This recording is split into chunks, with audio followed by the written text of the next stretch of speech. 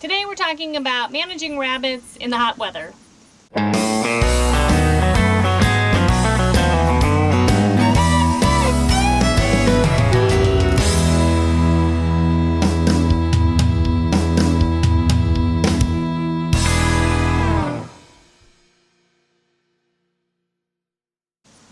Hi everybody, I'm Sarah from Traditions Homestead. Thanks for stopping by. Today we're talking about the hot weather and what to do for rabbits when you're raising rabbits. So the first thing I wanted to tell you is that rabbits are most comfortable in about 50 degrees Fahrenheit to about 70 degrees Fahrenheit, and anything warmer than that and they are really uncomfortable. Imagine that you're living outside and it's 95 degrees out and there is a ton of humidity, and then you have to put on a fur coat, full length fur coat. Imagine living out in that. And that's really the reality of rabbits living outside. Now, rabbits were created to live outside, so we can't say that they're not able to live outside. They can live outside, and they can do it pretty well. Our previous homestead was in the Phoenix, Arizona area, and we raised rabbits and we raised them outside, and it was hot for them. They didn't enjoy it particularly, but they survived, and we developed techniques to help them through that. So today I want to take you around to some of our rabbit tractors and show you some tips on keeping your rabbits cool through the summer. That will hopefully keep them well enough to continue breeding into the fall and over winter. So that's what we're doing today. We're talking about keeping your rabbits healthy in the hot weather. I want to talk to you a little bit about our preferred cages for the summer for our rabbits. In our experience, rabbits do the best in the summer on the ground, and because they can dig at the dirt a little bit, and they can find a cool place to lay their bellies down. Now this summer we do still have breeders up in cages in the barn, and I'll talk with you a little bit about how to keep them cool, but our preferred method in the summer is to have rabbits on the ground so that they can kind of regulate their own body temperature a little bit better by digging in the cool ground. One thing that you should be checking at least halfway through the day on a hot day is to make sure that the rabbits have plenty of water and that their water isn't hot. When the weather is really extreme temperatures, we'll actually dump out the water halfway through the day and give them fresh, cold water. So our first tip is definitely check on the water. Okay. I also want to share with you one of the ways that we keep the rabbits hot in really severe hot weather. We actually will open this up and we'll spray down the ground inside the rabbit tractor with the hose. Now, make sure that before you start spraying in there that the hose water is cold. It takes quite a while for our long hose to get all of that hot water out of there. We make sure to do that before we start spraying in there. And what that's going to do is that's going to just keep the top, inch or so of the dirt cool. They can lay down on it, they can, dig around on there and then lay down and cool themselves further. So that's what I'm going to be doing for these guys. Now I found also that they might look like they don't like being sprayed, but they don't mind it.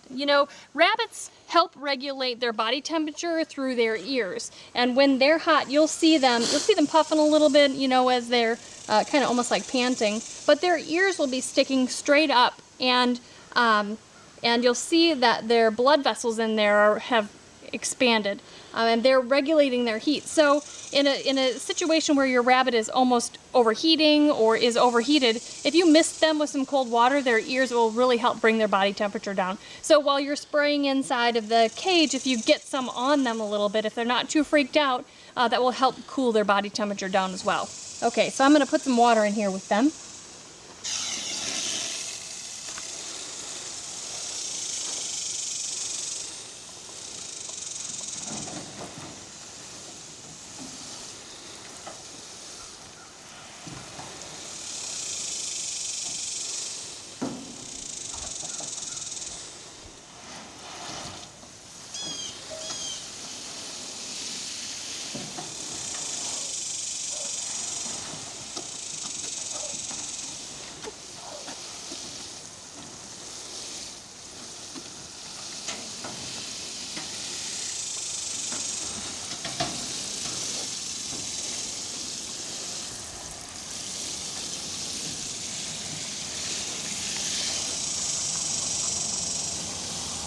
another essential part of keeping your rabbits cool in the summer is to make sure that they're under a lot of shade, some dense shade, not sparse shade, but dense shade. And make sure that you're watching the angle of your tractor so that in the hottest part of the day and in the morning when they're getting that direct sun, that the roof and the side panels are positioned in a way that gives them the most shade. You don't want them ever in direct sunlight where they can't get away from the hot sun and go into some shade. And I always put them under the tree where the hot afternoon sun from 1 in the afternoon until 4 or 5, that they're in shade, because that's the most intense heat time of day. So the angle that I have this rabbit tractor in is the angle that I keep all of the tractors in, because the sun is the hottest coming from this way, and it will cast a shadow and cast a shade in here. Now, this rabbit tractor we have here also has a roof on the entire top, and that also helps provide shade to them throughout the day. But I've got a couple more tricks that I want to share with you, and we're just going to go over to a different tractor to do that. I also want to show you just real quick, this is another style of the rabbit tractors that we use. This was the original tractor that we started using in the Phoenix area. We have a second one similar to this in this style. I really enjoy this style of tractor because it's lighter and it's easier for me to move by myself. I'm generally the one that's moving tractors every day, so this works well for that. However, overall, now I prefer the rectangular tractors because of the shade, and I can get in and out of them easier. This one doesn't have much shade. It doesn't have any shade opportunity at all on here, so this is the only place that they have shade in their tractor, unless they're under a tree. And while this door seems really nice, it's really hard for me to get in and out of it when I need to get these rabbits out. It's hard for Kevin to get them out when he's grabbing them to process them as well. But anyway, we are using what we have until it's not usable anymore. Okay, so my second tip with keeping these guys cool is to put ice on the ground for them. They love this because they can lick it and get cool, and then as it melts, it creates a really cool soil temperature for them, and then the water content stays in the soil for them to lay on and dig and that kind of thing, so that they can lay their bellies down on it and cool them. So I'm going to put some down here, and I'm going to put it underneath their little house area because that's where they feel more comfortable.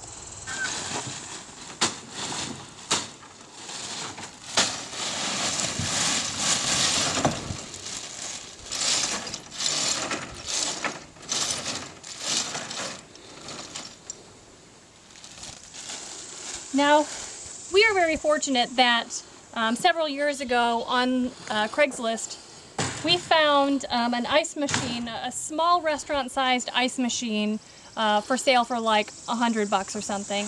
And we decided to snag that. We've been really happy with it. It allows us to collect maybe 6 10-pound bags of ice per day, and we use that a lot for these situations. We use it when we're processing animals, and it's been very useful for us. So if you have an opportunity to do that as a homesteader, we recommend that highly. If you have an automatic ice machine and it's getting hot and you want to take care of your rabbits in this way, if you want to give them ice, then I would just start hoarding ice as soon as your ice maker fills up. Either take it out and give it to the rabbits, or start putting it in bags or buckets in the freezer or something like that. Okay, so those are the ways that we keep our rabbits cool, those that are living in rabbit tractors. So what about those that are living up in cages, breeders that are living in cages off the ground? Well, there are some ways to keep them cool. Remember to be checking their water. Make sure that they have water at all times, and halfway through the day, maybe at the hottest part of the day, go out there and make sure that their water bottles are not just full of hot water. If they are, dump them out and fill them with cold water. The other way that's really helpful for us to really keep them cooled down is to freeze water bottles, you know, a gallon vinegar bottle, or like those ocean spray big juice bottles. We've used those a lot.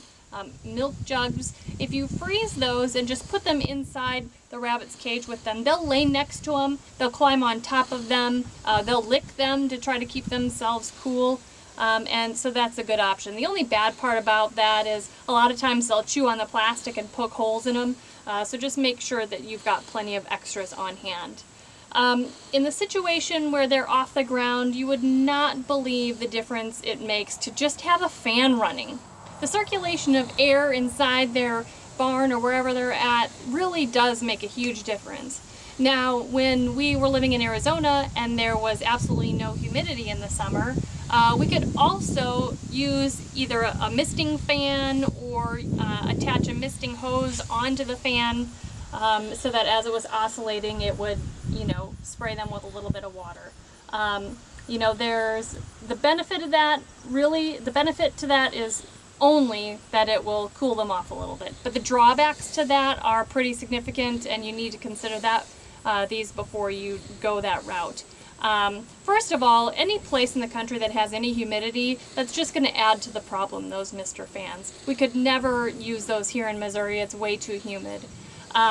Second of all, the moisture that you're introducing to that environment may spoil your food. It will attract flies because it's also going to come down onto the ground, you know, mix with the rabbit poop and stuff, and it's really just a breeding ground for bacteria. So, you know, keep that in mind. The rabbits don't mind having a mister fan on them. They really don't. But you know, in general, we have moved away from mister fans. We just don't want that added moisture, and now we live in Missouri, and it's way too humid anyway. Before I go, there are just a few more things that I want to talk with you about. You know, the heat is very hard on rabbits, and you're probably going to lose some rabbits to the heat. You know, resist the temptation to bring them inside. You're not doing them any good at all. In fact, you're doing them harm by bringing them in and taking them back out and back and forth. Leave them outside. In our opinion, survival of the fittest. If you've got some that survive, great.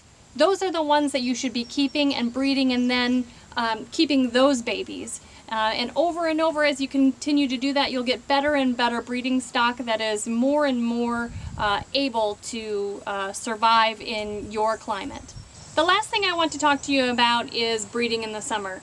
Not everybody breeds in the summer, and when we lived in Phoenix, we didn't breed in the summer at all because it was just too hot and too hard on the rabbits. But if you're breeding in the summer and you find that your production has gone down significantly, or your does aren't having any babies at all, do you know why? It's because the bucks go sterile in the summer on hot months. I've read anywhere above 85 degrees, and they actually become temporarily sterile until the weather cools off. I've read and heard that they become sterile for up to 3 months. And so just keep that in mind when you're planning your breeding schedule. Keep that in mind for winter production. Bump up production in the winter so that you can fill your freezer and you don't have to worry about it so much in the summer. So you guys, I think that's it. I think that's all the information that I have to share with you about raising rabbits in the heat of the summer. You know, I want to tell you how happy I am and how much I enjoy interacting with you guys. I've gotten some really great questions, lots of great comments. I've even had some really great private messages about raising rabbits and different questions and those kinds of things. Keep them coming. I really like the interaction. There's more to come. We have more information to share with you, so keep following this series. If you liked this video, if you could go ahead and give me a thumbs up, I would sure appreciate that. If you have comments or questions, use the comment section, or you can private message if you'd like. I like to hear from you in that way as well. If you haven't subscribed yet, go ahead and hit the subscribe button. Until next time, you guys, take care and God bless. Hey, thank you guys so much for stopping by the homestead today. We do truly appreciate every one of you for wanting to be part of our lives. We're now going to be putting out 5 new videos every week, Monday through Friday, so don't forget to hit that subscribe button below. Also, don't forget to check out the videos over here on the side. Thank you so much, and we look forward to seeing you next time back on the homestead. God bless.